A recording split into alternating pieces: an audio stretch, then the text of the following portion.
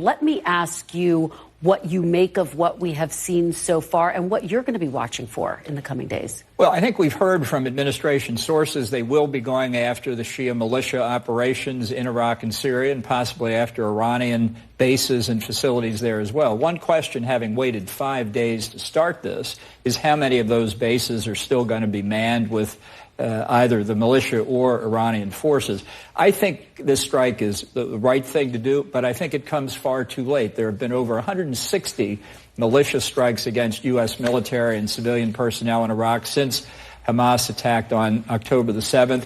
I think it was a mistake to leave our people vulnerable, and I hope this is the beginning of a correction. But as I said a moment ago, I don't think the administration is signaling it's going to attack Iranian assets inside Iran, and I think that's a mistake. I think Iran believes we are weak, that we are irresolute, and that we're looking for an excuse to get out of the Middle East anyway. What would that look like specifically if the administration were to attack Iranian targets inside Iran? Would that not then become a wider war? And I know that you think to some effect this already has become a wider war, right? The wider war began on October the 7th. Hamas didn't wake up on its own one fine morning and decide to attack Israel. This is part of the Iranian ring of fire strategy. I agree with what I think General Votel said, which is Iran is completely responsible for this. And if you don't grasp that point, then you're not going to have an effective response.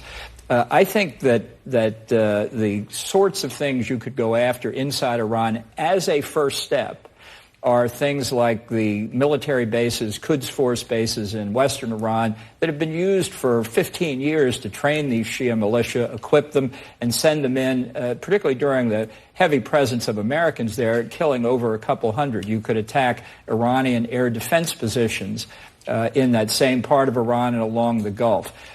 You don't have to, at this point, attack oil infrastructure, the nuclear program, the ballistic missile program, or regime command and control. That can come later.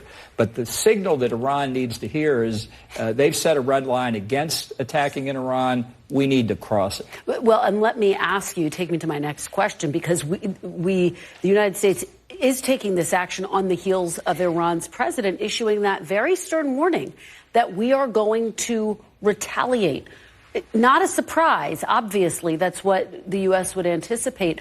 But what should the United States be bracing for? And how should the Biden administration make sure that U.S. forces in the region are prepared to deal with such a response? Yeah. Well, to start, of course, they crossed our red line. Yeah. They killed Americans. That's where this starts.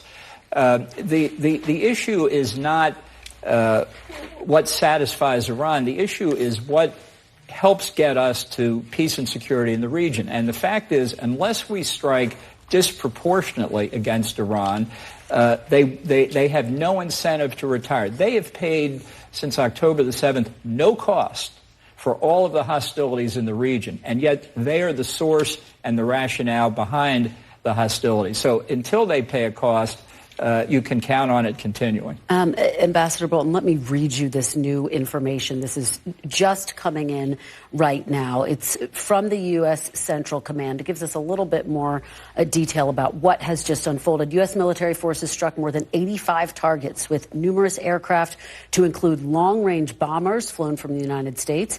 The airstrikes employed more than 125 precision munitions. The facilities that were struck included command and control operations centers, intelligence centers, rockets and missiles, and unmanned air vehicle storages and logistics and munition supply chain facilities of militia groups and their IRGC sponsors who facilitated attacks against U.S. and coalition forces. Now we have a little bit more detail about how robust this attack was. What do you make of this first move and what we are anticipating will be a days-long campaign? Well, I mean, I think it sounds like they're off to the right start, but let's also be clear. Iraq had to expect this was coming. And what sites, what damage was actually done at the sites they're attacked, we'll have to assess. I'm not in any way critical of what they're doing so far. I think from a political point of view, the risk is that the signal won't be clear.